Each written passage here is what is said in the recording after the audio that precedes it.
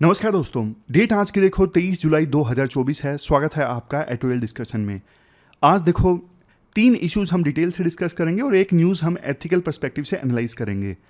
सबसे पहले business standard का आर्टिकल है डोमेस्टिक सिल्क रूट से संबंधित, नहीं कनेक्टिविटी वाला कोई प्रोजेक्ट नहीं है, सिल्क से संबंधित ये आर्टिकल है। दूसरा जो आर्टिकल है आज यूविन से संबंधित हम डिस्कस करेंगे। इंडियन एक्सप्रेस का चाइल्ड इम्यूनाइजेशन में एक रेवोल्यूशन के समान स्टेप लिया गया है, डिटेल से डिस्कस करेंगे। और तीसरे नंबर पे जो आर्टिकल डिस्कस करेंगे द हिंदू का आज का, ये स्टेट स्पॉन्सर्ड स्ट्रीट आर्ट से संबंधित है। स्टेट स्पॉन्सर्ड स्ट्रीट आर्ट, और आज बजट भी आने वाला है, तो बजट में जो इंपॉर्टेंट चीज़ें हैं उनको भी हम डिस्कस करेंगे। आज नहीं, अभी तो आएगा 11 बजे। इसके बाद देखो एक न्यूज़ है जिसको हम एथिक्स के पर्सपेक्टिव से एनालाइज करते हैं। यूपी में ना मुजफ्फरनगर प्रशासन ने एक आदेश दिया, शिवरात्रि के मौके पे जो कावड़ यात्रा होती है ना, कावड़िया गंगा जल लेके जाते हैं, रूट में जो भी खाने पीने की दुकानें आएंगी ना, ईटरीज आएंगी कावड़ यात्रा के रूट में, उन ईटरीज के बाहर फॉर एग्जांपल कोई रेस्टोरेंट है, फॉर एग्जांपल कोई ढाबा है, उस रेस्टोरेंट ढाबा या फिर दूसरी ईटरीज के जो मालिक हैं वो ईटरी के बाहर यानी ढाबा रेस्टोरेंट के बाहर पूरी डिटेल्स देंगे। ढाबे का मालिक कौन है, नाम क्या है और क्या एड्रेस है, ढाबे में या रेस्टोरेंट में जो स्टाफ काम करता है उनका नाम क्या है, उनका एड्रेस क्या है। ये लिखना कंपलसरी हो गया ईटरीज वालों के लिए। कुछ लोगों ने बोला ये इसलिए इंश्योर किया गया है क्योंकि कावड़ यात्रा के दौरान ना सिर्फ वेजिटेरियन खाना खाना चाहते हैं कावड़िया, तो दुकान मालिकों के नाम वगैरह होंगे तो पता लग जाएगा कावड़ियों को कि यहाँ से खाना खाना है या नहीं खाना है। लेकिन देखो इस मामले को ना चैलेंज किया गया सुप्रीम कोर्ट में, और सुप्रीम कोर्ट ने यूपी या फिर दूसरी जगह पे इस ऑर्डर पे ना स्टे लगा दिया है। सुप्रीम कोर्ट ने ये बोला, भाई एक बात सुनो, अगर आपको ये इंश्योर करना है कि जो कावड़ लेके जा रहे हैं भगवान शिव के जो भगत हैं वो नॉन वेजिटेरियन खाना ना खाएं, ये टोटली जेन्युइन चीज़ है कि कोई पवित्र गंगा जल लेके जाता है तो वो नॉन वेजिटेरियन नहीं खाना चाहता। लेकिन अगर आपको इंश्योर करना है तो आप ये इंश्योर करो ना कि सभी ईटरीज के बाहर ये लिखा हो कि यहाँ पे वेजिटेरियन खाना परोसा जाता है या नहीं परोसा जाता है। मतलब आप ये चीज़ बताओ। किसी का नाम बताने से आप कैसे पता लगा सकते हो कि ये वेज वाला ढाबा है या रेस्टोरेंट है या फिर नॉन वेज वाला ढाबा है। तो इसमें जो एथिकल इश्यूज इन्वॉल्व है वो मैं आपको बताता हूं। सबसे पहले रिलीजियस डिस्क्रिमिनेशन, मतलब देखो जो ढाबा ओनर्स हैं वो नाम बताएंगे अपना और स्टाफ का, तो इससे ना पॉसिबल डिस्क्रिमिनेशन हो सकता है रिलीजियस माइनॉरिटीज के अगेंस्ट, पर्टिकुलरली मुस्लिम्स के अगेंस्ट। नेक्स्ट है फिर right to privacy, business owners को और एम्प्लॉयज़ को फोर्स करना कि पब्लिकली वो अपना नाम बताएं, ये देखो उनके राइट टू प्राइवेसी का उल्लंघन है। ये देश में सेकुलर प्रिंसिपल्स का भी वायलेशन है। मतलब इससे ना रिलीजियस आइडेंटिटी के आधार पे डिवाइड पैदा हो सकता है देश में। वैसे सरकार का कहना है कि हमने जो ये ऑर्डर पास किया ये वॉलंटरी था, लेकिन कई कई जगह पे ऐसी भी खबरें आई कि पुलिस वाले जो हैं वो धमका रहे हैं ईटरीज को कि आपने क्यों नहीं लिखा नाम। कोर्जन और फोर्स के इस्तेमाल की खबरें भी आई। इस प्रकार के ऑर्डर से देखो भाईचारा यानी सोशल हार्मनी जो है वो भी खराब होती है, और ये ऑर्डर कॉन्स्टिट्यूशनल वैल्यूज़ के भी अगेंस्ट है, जैसे secularism, equality, non discrimination, human dignity के भी अगेंस्ट है। किसी को फोर्स करना कि आप अपना नाम दिखाओ, अपने स्टाफ का नाम बताओ दुकान के बाहर बड़े बड़े अक्षरों में, ताकि सामने वाला चूज कर सके कि खाना यहाँ पे खाना है या नहीं खाना है। देखो किसी भी पर्सन को अगर तय करना है ना तो इस फैक्टर पे तय करे कि खाने में हाइजीन है या नहीं है, क्वालिटी है या नहीं है। लेकिन इस पूरे ऑर्डर में जज किया जा रहा है नाम के आधार पे कि यहाँ पे खाना या नहीं खाना है। तो ये सारे एथिकल इश्यूज इसमें इन्वॉल्व हैं। आप बता सकते हो, आप अपनी राय भी कमेंट बॉक्स में रख सकते हो। अब चलिए डिस्कशन स्टार्ट करते हैं। एक आर्टिकल देखो, गवर्नर को ना संविधान जो इम्यूनिटी प्रोवाइड करता है, आर्टिकल 361 संविधान का, जिसमें ये लिखा हुआ है कि गवर्नर के खिलाफ ना क्रिमिनल प्रोसिक्यूशन स्टार्ट नहीं हो सकता, और गवर्नर के जो एक्शंस है ना उनकी जुडिशियल स्क्रूटिनी नहीं हो सकती। लेकिन हुआ क्या, वेस्ट बंगाल के जो गवर्नर है ना उनके अगेंस्ट सेक्सुअल हरासमेंट के चार्जेस लगे, लेकिन बीच में संविधान आ गया। संविधान का आर्टिकल 361 तो मना करता है कि आप गवर्नर के अगेंस्ट और प्रेसिडेंट के अगेंस्ट क्रिमिनल प्रोसिक्यूशन नहीं स्टार्ट कर सकते। तो ना अब इस मामले पे ना सुप्रीम कोर्ट ने संज्ञान लिया है। सुप्रीम कोर्ट ने बोला है हम इस संविधान के आर्टिकल को रिव्यू करेंगे।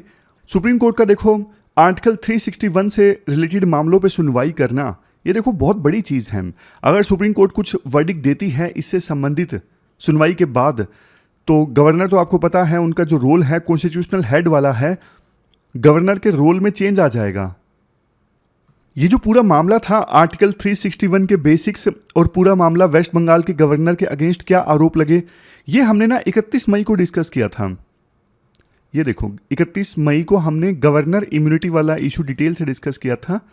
तो जिन्होंने उस समय नहीं सुना था तो आप 31 मई की वीडियो में जाके ये पूरा इशू सुन लीजिए, इंपॉर्टेंट इशू है काफ़ी ज़्यादा। आज की ये इस वीडियो में मैं अटैच नहीं कर रहा हूँ पुरानी वीडियो को, आप वहीं पे जाके इसे देख लीजिए। इस इशू को दोबारा हम तब डिस्कस करेंगे जब सुप्रीम कोर्ट का फाइनली वर्डिक्ट आता है इस इशू पे। सुप्रीम कोर्ट कुछ गाइडलाइन जारी करती हैं या फिर कुछ बदलाव लेके आती हैं, कुछ ऑर्डर पास करती हैं, तब हम इस इशू को दोबारा से डिस्कस करेंगे। इसके बाद next article domestic silk route के बेनिफिट्स से संबंधित है। बिजनेस स्टैंडर्ड का आर्टिकल है, आप सिलेबस में जीएस पेपर 3 के इस टॉपिक से आर्टिकल को रिलेट कर सकते हो। देखो 2030 आते आते इंडिया सिल्क और सिल्क प्रोडक्ट्स को प्रोड्यूस करने के मामले में ना टॉप पर आ जाएगा। अगर यूपीएससी पूछ ले सिल्क और सिल्क प्रोडक्ट्स को प्रोड्यूस करने के मामले में अभी इंडिया कौन से नंबर पे है, सेकंड नंबर पे है। टॉप पे कौन सा देश है? चाइना। देखो एक चीज, सिल्क वॉर्म्स यानी जो सिल्क के कीड़े होते हैं ना, उनको पालना, उसके बाद उनके कोकून से रेशम निकालना, धागा बनाना, ये सब क्या है? ये सब है सेरीकल्चर। ये टर्म याद रखिएगा, सेरीकल्चर। सबसे पहले देखो आसान भाषा में आप ये समझ लीजिए, सिल्क वॉर्म से सिल्क बनता कैसे है। जो रेशम का कीड़ा होता है ना, उससे सिल्क यानी रेशम बनता कैसे है। आप पहली स्टेज देखिए, जो ये अडल्ट मोथ है ना, मतलब तितली टाइप का जो पतंगा है, ये सिल्क वॉर्म का ही आप कह सकते हो अडल्ट रूप है। इस अडल्ट मोथ ने ना अंडे दे दिए। इन अंडों को ना इंक्यूबेट किया जाता है। इंक्यूबेट करना मतलब ऐसी कंडीशंस दी जाती हैं ताकि इन अंडों से ना कीड़े निकलें। देसी भाषा में बोलूं तो गर्म जगह पर रखा जाता है ताकि कीड़े आसानी से निकल जाएं। तो अंडों से ये छोटे छोटे कीड़े निकल जाते हैं। इस स्टेज को बोलते हैं लार्वा स्टेज। अब देखो ये जो छोटे छोटे अभी कीड़े निकले हैं ना, इनको ना सहतूत के पत्ते दिए जाते हैं। सहतूत को इंग्लिश में बोलते हैं मलबेरी। तो सहतूत के पत्ते दिए जाते हैं इन छोटे छोटे कीड़ों को खाने के लिए, और ये कीड़े लगातार 4-5 हफ्ते तक खाते रहते हैं और बड़े हो जाते हैं। और जैसे जैसे 4-5 हफ्ते खाने के बाद बड़े होते हैं ना, तो इस प्रकार का रूप इनका हो जाता है, थोड़े मोटे से, रंग सफ़ेद। 4-5 हफ्ते खाना खाया है ना। तो जब देखो ये स्टेज आती है ना, ऐसा कीड़ा बन जाता है 4-5 हफ्ते खाने के बाद में सहतूत के पत्ते। फिर ना ये कीड़े अपने आसपास ना कोकून बनाने लगते हैं रेशम का। समझ गए? जब कीड़े पूरी तरह से बड़े हो जाते हैं, वो रेशम बनाना शुरू कर देते हैं। वे अपने चारों ओर रेशम का घर बना लेते हैं, जिसे बोलते हैं कोकून। ये जो आप देख रहे हो, ये घर है, ये रेशम का है जो कीड़े ने अपने आसपास बना लिया है, और इसे बोलते हैं कोकून। अब देखो, इससे पहले कि ये जो कीड़ा है वो कोकून को तोड़ के बाहर आए, इस कोकून को ना गर्म पानी में डाल दिया जाता है। इससे होता क्या है, कोकून का जो चिपचिपा हिस्सा होता है ना, वो पिघल जाता है, जिससे ना रेशम के जो धागे हैं ना आपस में जुड़े रहते हैं। फिर उसके बाद देखो गर्म पानी में से रेशम का एक हिस्सा ढूंढा जाता है, और रेशम जो निकलता है उसे मशीन पर लपेट लिया जाता है। एक कोकून से ना ऑलमोस्ट 300 से लेके 900 मीटर के बीच में सिल्क का जो धागा है ना निकल जाता है। और ऐसा किया जाता है कि वैसे सिल्क का एक सिंपल धागा तो बहुत पतला होता है, तो काफ़ी सारे सिल्क को धागों को ना आपस में लपेट लिया जाता है ताकि एक मजबूत सिल्क का धागा बने, और फिर उस सिल्क के धागे से कपड़े बुने जाते हैं। एक क्वेश्चन आपके मन में यह आना चाहिए, इस पूरी प्रोसेस में क्या जो सिल्क वर्म है, सिल्क यानी रेशम का कीड़ा, वो मर जाता है? अगर देखो कोकून को गर्म पानी में डाल दिया जाएगा, फिर ये स्टेज तो आएगी नहीं। कायदे से नेचुरली तो ये होता है ना, कीड़े ने अपने आसपास कोकून का घर बना लिया और कुछ समय बाद फिर वो कीड़ा कोकून से बाहर आता है और एडल्ट मोथ बन जाता है और फिर वो अंडे देता है। नेचुरली तो ये प्रोसेस रिपीट होती है, लेकिन इंसान यानी हम क्या करते हैं, इस स्टेज पे जब वो अपने आसपास सिल्क का कोकून यानी घर बना लेता है ना, तो इस कोकून को ही गर्म पानी में डाल देते हैं हम, यानी कीड़ा मर जाता है। समझ गए? कीड़े को हम कोकून से बाहर नहीं निकलने देते हैं, उसको एडल्ट मोथ नहीं बनने देते हैं, क्योंकि वो कीड़ा बाहर आ गया कोकून से तो फिर वो देखो धागे टूट फूट जाएंगे और फिर वो सिल्क हमारे काम नहीं आता। तो ये आपको पता होना चाहिए। अब देखो 4 तरह का सिल्क है इंडिया में। वैसे एक चीज देखो, ये पूरी जो प्रोसेस मैंने आपको बताई ना सिल्क वोरम से सिल्क बनने की, ये ना जनरल प्रोसेस है। वैसे रीजन के हिसाब से थोड़ा बहुत बदलाव इस प्रोसेस में होता है। एक खास बात यह है, सिल्क प्रोड्यूस करने के मामले में ना इंडिया यूनिक पोजीशन पे है। यूनिक पोजीशन पे इसलिए क्योंकि चारों टाइप के जो सिल्क हैं वो इंडिया में प्रोड्यूस होते हैं। जैसे सबसे पहले है मलबेरी सिल्क। ये जो सिल्क है ना मलबेरी सिल्क, ये देखो जिस मोथ के द्वारा, मोथ मतलब ये जो पतंगा है जिसके द्वारा ये प्रोड्यूस किया जाता है, उसका नाम है बोम्बाइक्स मोरी। ये बोम्बाइक्स मोरी नाम का जो पतंगा है ये सहतूत के पत्ते खाता है, इसलिए नाम है मलबेरी सिल्क। ये रेशम देखो बहुत मजबूत और चमकदार होता है और इसीलिए ज्यादातर जो साड़ियां बनती है ना वो मलबेरी सिल्क से बनती हैं। समझ गए? उसके बाद दूसरा है मुगा सिल्क, मुगा रेशम। ये देखो असम का खास सिल्क है और इसका रंग जो है ना वो सोने जैसा पीला होता है और ये बहुत चमकता है और लंबे समय तक चलता है, इसीलिए लोग इसे काफी पसंद करते हैं क्योंकि सोने जैसा रंग है। नेक्स्ट है, इसके बाद नेक्स्ट है एरी सिल्क। इसे ना अहिंसा रेशम भी कहते हैं, अहिंसा सिल्क, क्योंकि देखो इसमें ना कीड़े को ना मारना नहीं पड़ता और ये ज्यादातर नॉर्थ ईस्ट के राज्यों में बनता है। जो मोथ इसे क्रिएट करता है उसका नाम है सामिया रिकिनी। ये देखो जैसे पहले वाले का नाम था बोम्बाइक्स मोरी और इसमें नाम है सामिया रिकिनी। और आप पूछोगे सर ये जो सामिया रिकिनी वाले पतंगे हैं ये कौन से पत्ते खाते हैं? ये देखो कास्टर लीव्स खाते हैं। कास्टर लीव्स मतलब अरंडी के पत्ते। उसके बाद लास्ट है टसर सिल्क। ये रेशम देखो मौसम के हिसाब से बदल जाता है, गर्मी में ठंडा और सर्दी में गर्म रहता है। इसे ना ज़्यादातर बिहार, मध्य प्रदेश, उड़ीसा जैसे राज्यों में बनाया जाता है। तो चारों टाइप के जो सिल्क हैं इंडिया में प्रोड्यूस होते हैं। प्री में यूपीएससी क्वेश्चन पूछ सकती है। अब थोड़ा डेटा देख लीजिए। देखो 2022-23 में इंडिया में सिल्क प्रोड्यूस हुआ 36,500 टन और 2030 में आते आते इंडिया में सिल्क प्रोड्यूस होगा 50,000 टन। 2023 में जो सेरीकल्चर की मार्केट है हमारे देश में वो थी 53,000 करोड़ की, लेकिन 2030 के बाद सिल्क की मार्केट हमारे देश में हो जाएगी 2 ट्रिलियन रुपीस की। हर साल जो सिल्क की मार्केट है इसमें देखो 15% का एनुअल ग्रोथ देखने को मिल रहा है। ये Karnataka, Andhra Pradesh, West Bengal, Tamil Nadu, union territory of Jammu and Kashmir, ये तो बड़े प्लेयर्स हैं सिल्क प्रोड्यूस करने के मामले में, लेकिन कुछ छोटे छोटे प्लेयर्स हैं ना वो भी ज़्यादा से ज़्यादा सिल्क प्रोड्यूस करना चाहते हैं, जैसे उत्तर प्रदेश, महाराष्ट्र। मतलब इनके एम्बिशियस प्लान्स हैं ज़्यादा सिल्क प्रोड्यूस करने के लिए। अभी हमारे देश में एक दिक्कत पता है क्या है, अभी भी ना सेरीकल्चर में पुरानी टेक्नोलॉजीज का यूज़ किया जाता है।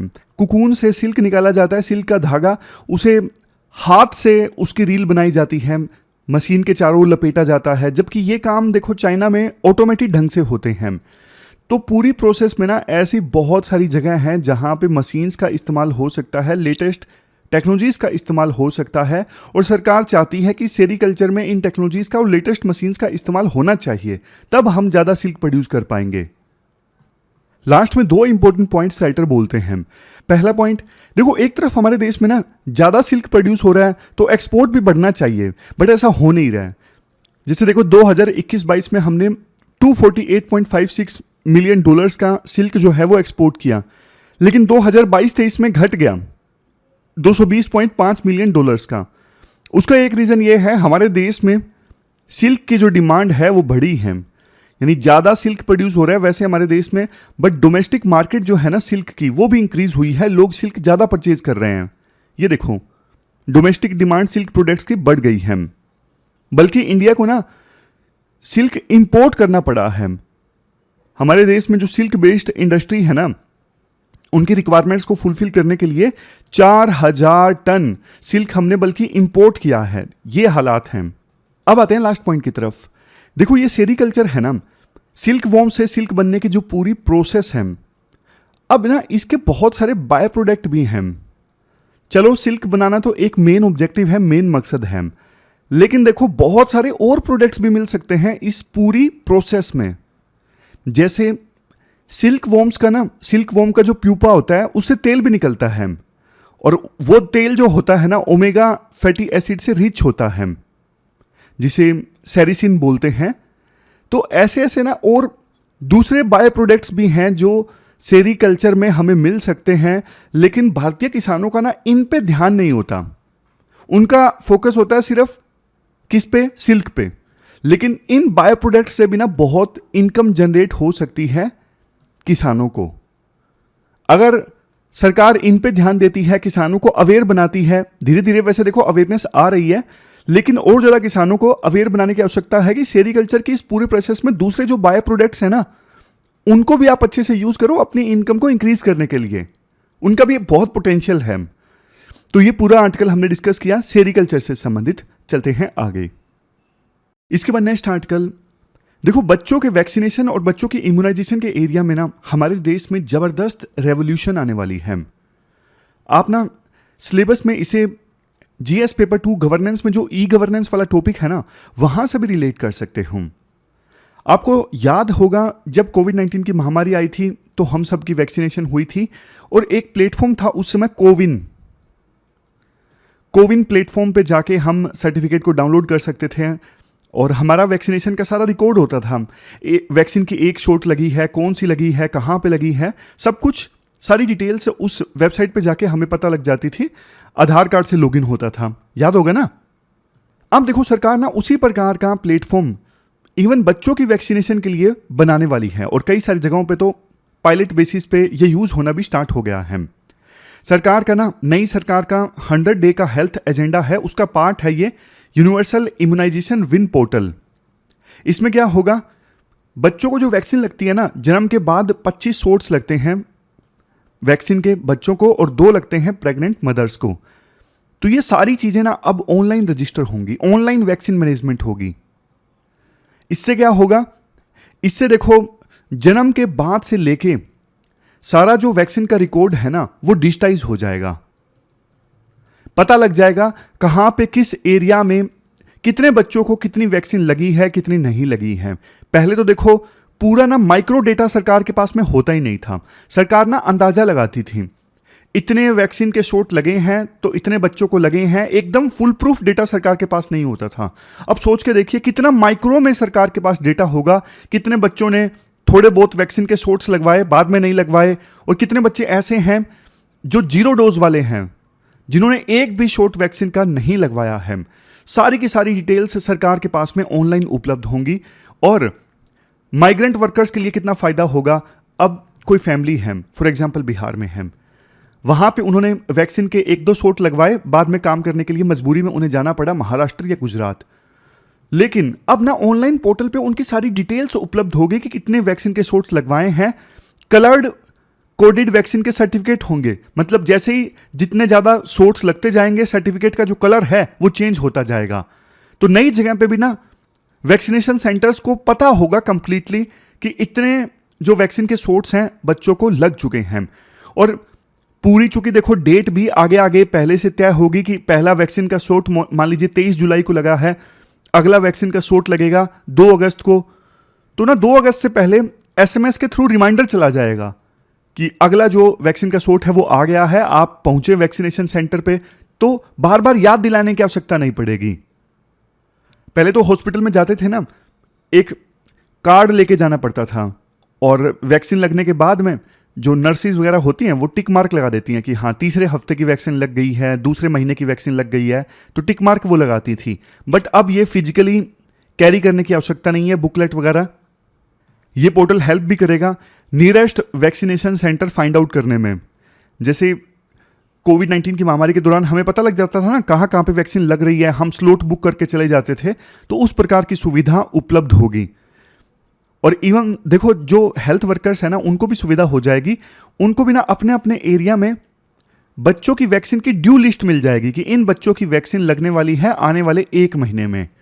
तो वो अपने तरफ से भी प्रयास कर सकेंगी बच्चों को बुलाने के लिए कि आइए, मतलब उनके माँ बाप को बच्चों सहित बुलाने के लिए आप आइए, अपनी वैक्सीन लगवा लीजिए। अब इसके कितने बड़े फायदे होंगे मैं आपको बताता हूं। देखो, चूंकि सारा जो सिस्टम है ऑनलाइन चलेगा, 25 शॉट्स वैक्सीन की लगेंगी, तो देखो सारी जो बर्थ है ना वो रजिस्टर होना स्टार्ट हो जाएंगी, क्योंकि वैक्सीन लगवाने के लिए रजिस्टर करवाना जरूरी है इस यूविन पोर्टल पे। तो बच्चे के जन्म के बाद यहां पे रजिस्टर करवाना कंपलसरी, तो सरकार को पता लग गया इतने जन्म हुए हैं इस समय में इतने एरिया में। तो मतलब एक रेवोल्यूशन इस प्रकार से भी है, कल को सेंसस में भी दिक्कत नहीं आएगी, क्योंकि सरकार को माइक्रो डिटेल्स पता लग रही हैं कि कौन से एरिया में कितने स्टेट, कौन से स्टेट में कितने बच्चों ने जन्म लिया है।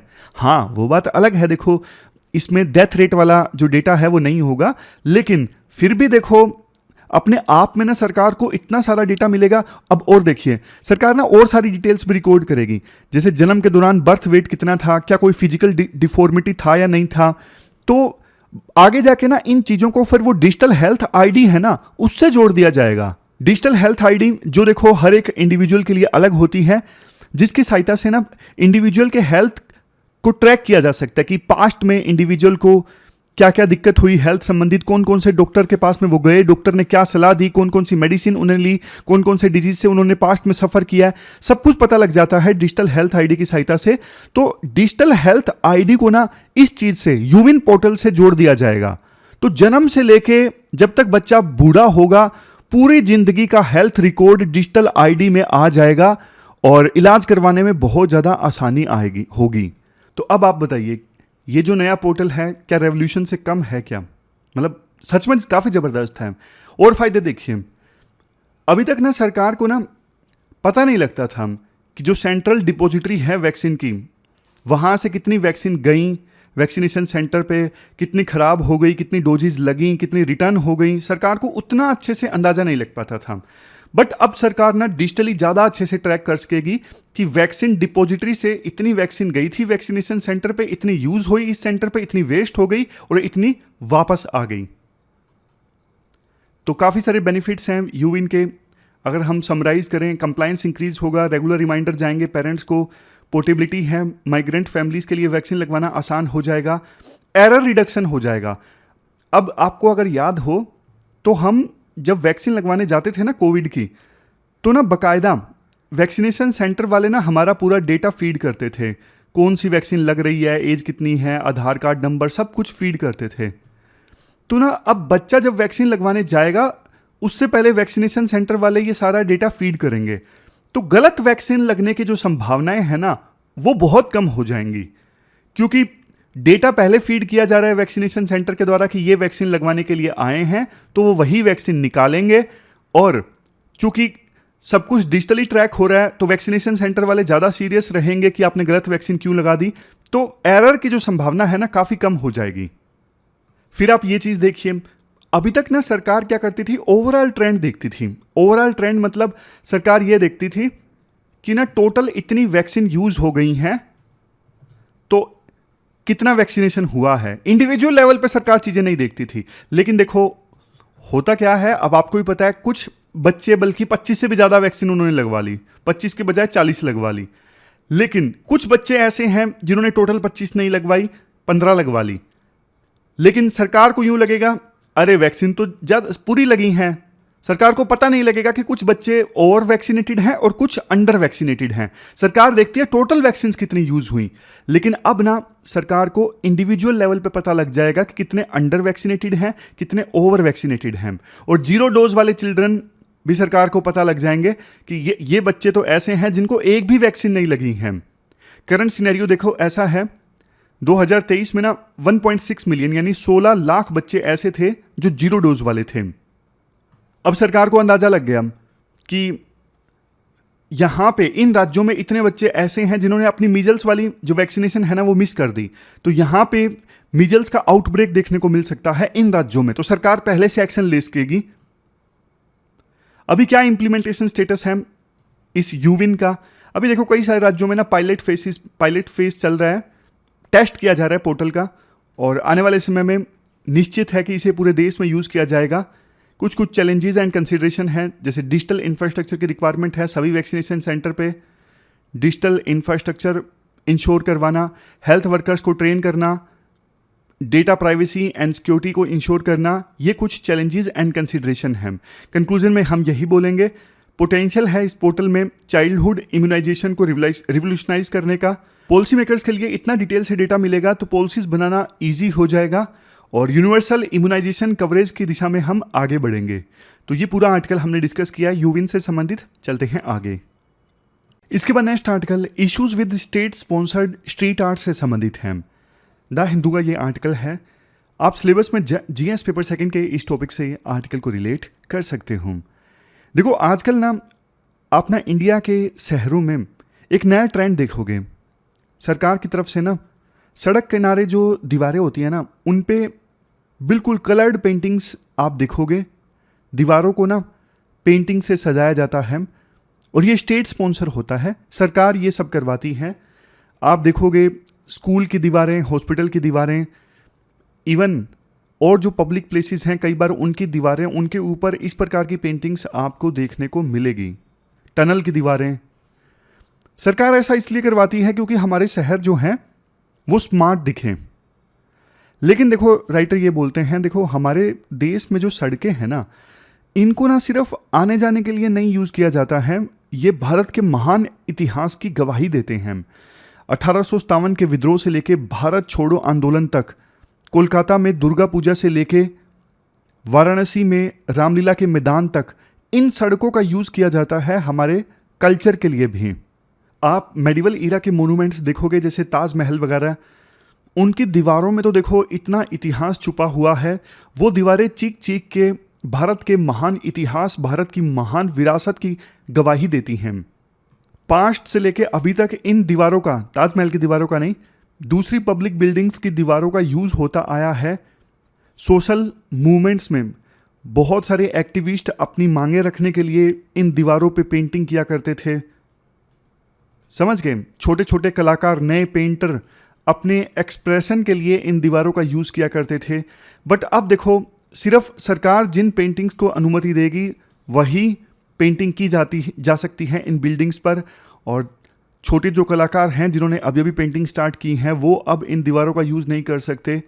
और राइटर को दिक्कत ये है कि देखो सरकार ना हर जगह सेम पेंटिंग बनवा रही है, लेकिन हमारे देश में ना हर एक मोहल्ले की, हर एक सिटी की, हर एक सेक्टर की अपनी एक अलग पहचान है। तो उनसे रिलेटेड पेंटिंग्स कई बार नहीं देखने को मिलती। पूरे देश में सेम पेंटिंग्स देखने को मिलती है। डॉल्फिन की पेंटिंग बना दी, मिकी माउस की पेंटिंग बना दी, कई बार देश की यूनिटी से संबंधित पेंटिंग बना दी, चलो वो तो अच्छी चीज़ है। लेकिन लोकल जो पहचान है ना वो नहीं दिखाई जाती। तो यूनिफॉर्मिटी लाने की कोशिश की जा रही है इन पेंटिंग्स के थ्रू, लेकिन हमारे देश में जो डाइवर्सिटी है, जो विविधता है हर एक मोहल्ले में, वो विविधता कहीं ना कहीं छुप जा रही है। दूसरा, हर जगह सरकार स्पॉन्सर्ड पेंटिंग्स देखने को मिलती है। तो सामाजिक आंदोलनों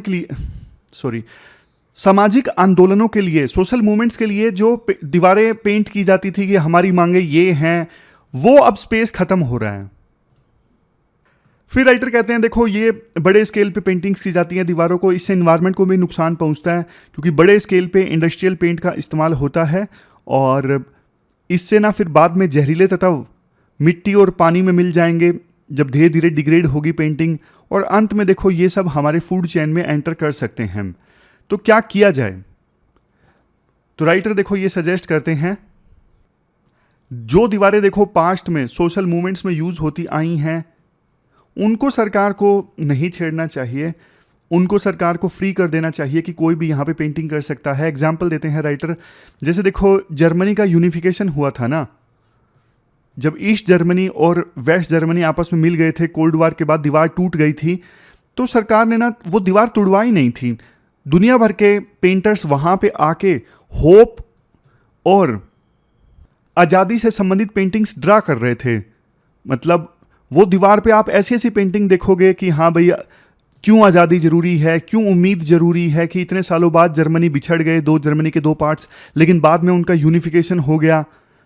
तो दीवार तुड़वाई नहीं गई थी, पेंटिंग के लिए ओपन थी, इसलिए सरकार को ना दीवारें कुछ ओपन रखनी चाहिए और उन पर रिस्ट्रिक्शंस नहीं लगानी चाहिए। और दूसरा, सरकार को अगर शहरों को स्वच्छ रखना है ना, तो आप नाले साफ करवाओ, गंदगी साफ करवाओ, बाकी बहुत सारी चीज़ें जो हैं साफ करवाने के लिए सरकार उन पे ज़्यादा ध्यान दे सकती हैं।